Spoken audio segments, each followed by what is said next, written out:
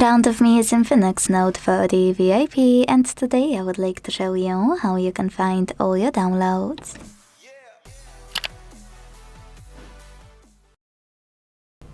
First of all, you need to find an app called Files located in Google folder that's already on your Infinix.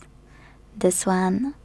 After tapping on it, hit Allow and then select the Downloads category.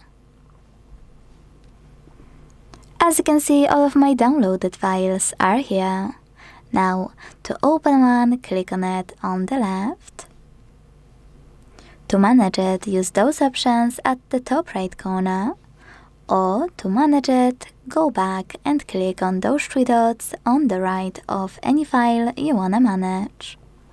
To manage multiple ones, hold one. Pick all of them thanks to this icon at the top right corner of this section, and then use those options. Or just hold chosen one and tap on the rest you are interested in. Then do exactly the same.